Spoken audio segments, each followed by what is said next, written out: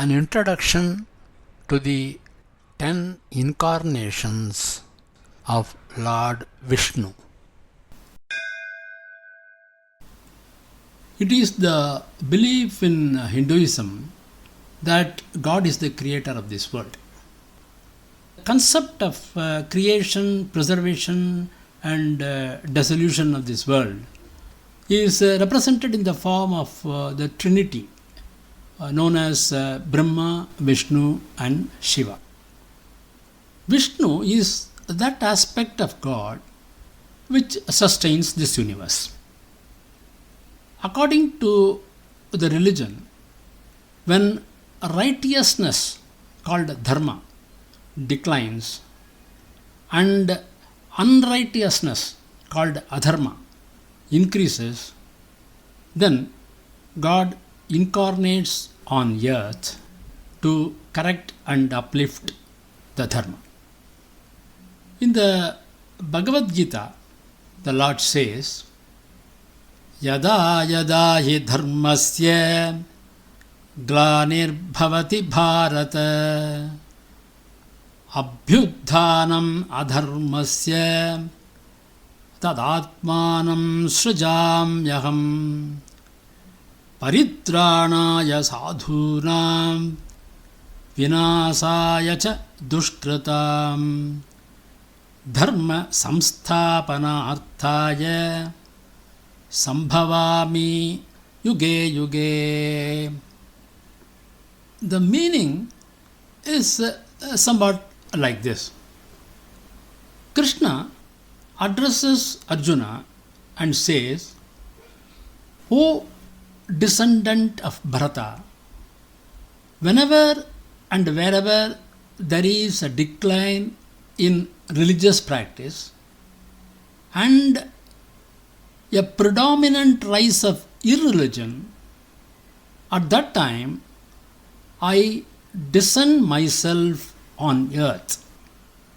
And in order to deliver the pious and to annihilate the miscreants, as well as to re-establish the principles of religion, I advent and descend on earth myself in every era.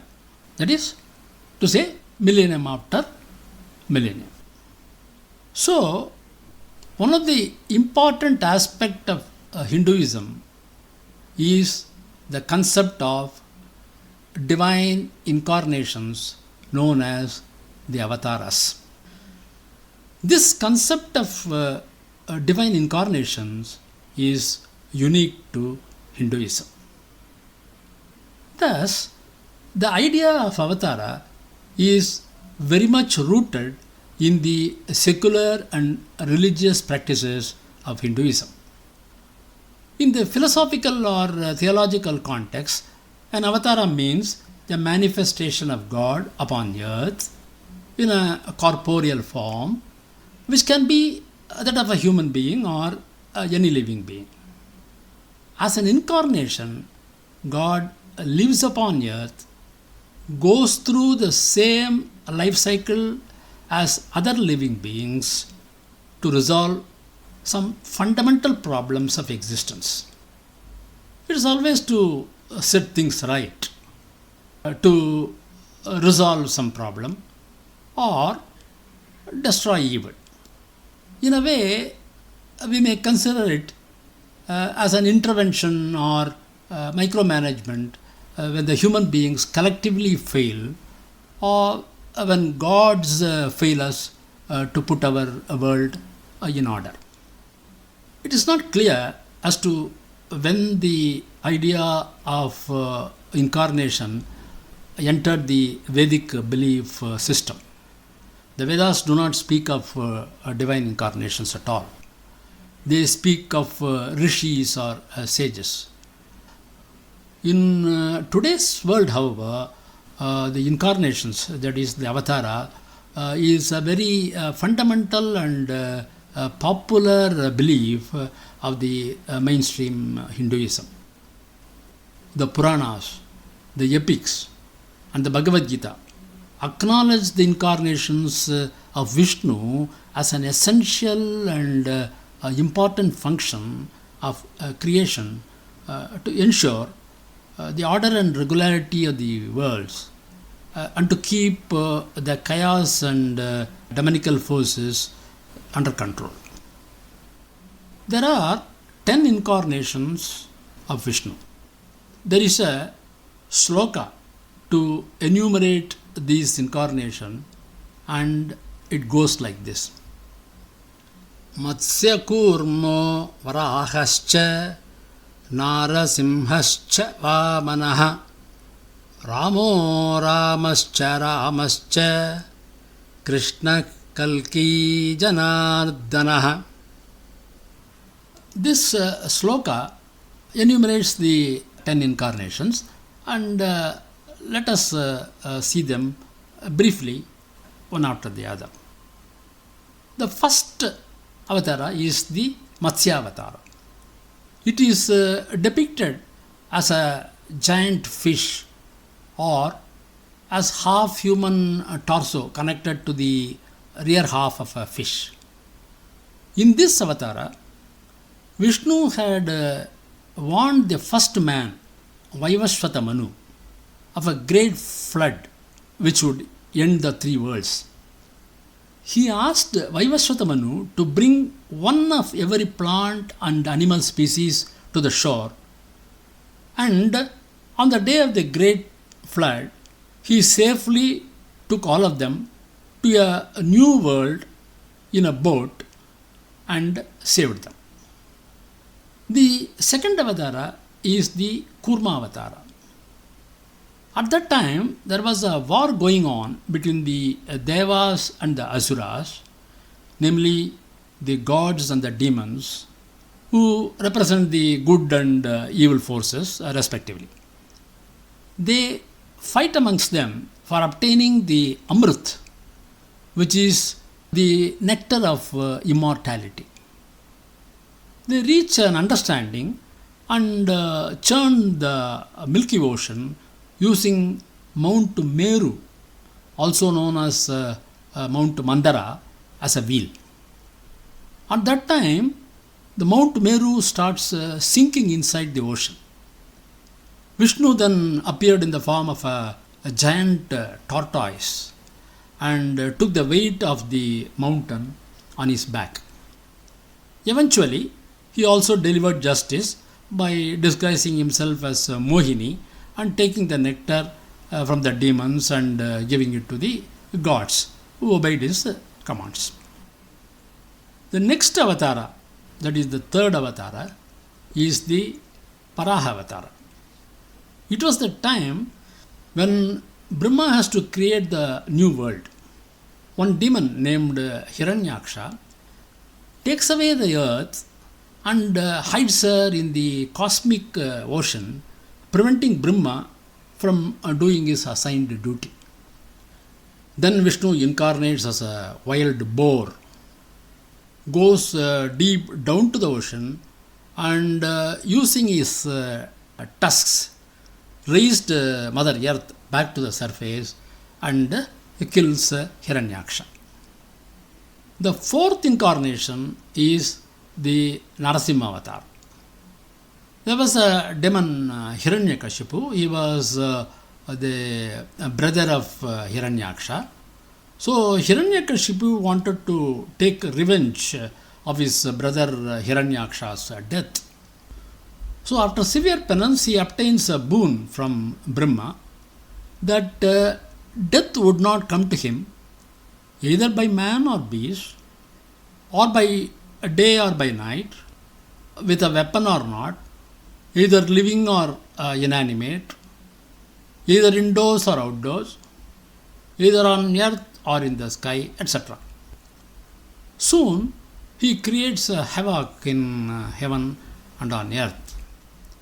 One day he even decided to kill Prahlada, his own son, who was the greatest devotee of Vishnu. So, to protect his devotee, Vishnu took the form of Narasimha, half man, half lion, and kills Hiranyakashipu.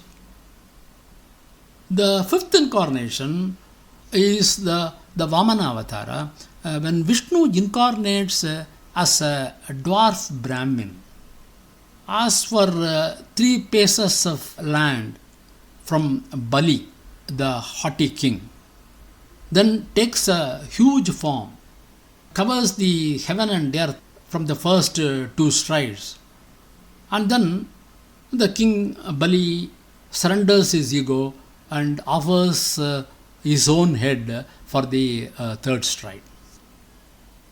The 6th is the Parashurama Avatara, when Vishnu takes the form of a Brahmin and subdues the haughty Kshatriya race. The Avataras of Sri Rama, Balarama and Sri Krishna, which are the 7th, 8th and the 9th incarnations respectively, they are all well known.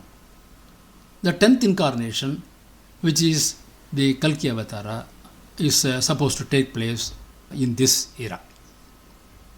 Since the beginning of creation, God has incarnated many times, and He will again do so in the future whenever such necessity arises. There is something interesting to note here. The first few times God incarnated in the form of subhuman beings. He incarnated first as a fish, then as a tortoise, and after that as a boar. Then He incarnated as a combination of beast and man, and all His subsequent incarnations were in human form. Science tells us that early life forms on earth were fish or aquatic animals. Then came the amphibians such as tortoise.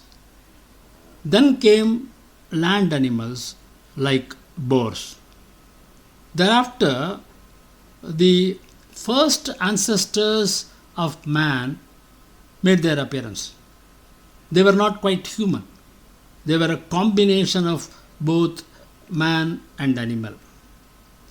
Gradually, they evolved into human beings. Now, in these incarnations, we can find the resemblance of the life forms which have been evolved as indicated by science.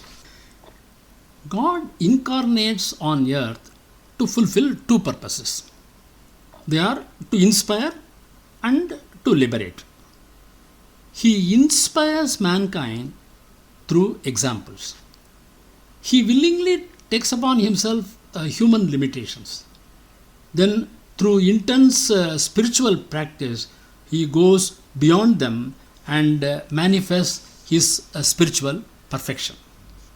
It may be noted here that as God is perfect from his very birth, the divine incarnation does not really need any spiritual practice to attain perfection. But still, nevertheless, to inspire others, he goes through various spiritual disciplines and thereby manifests his perfection to set an example for mankind. So, the divine incarnation, for the sake of mankind, goes through various spiritual austerities in order to teach them how to attain perfection through spiritual practice. We will talk about some of these incarnations later in the episodes.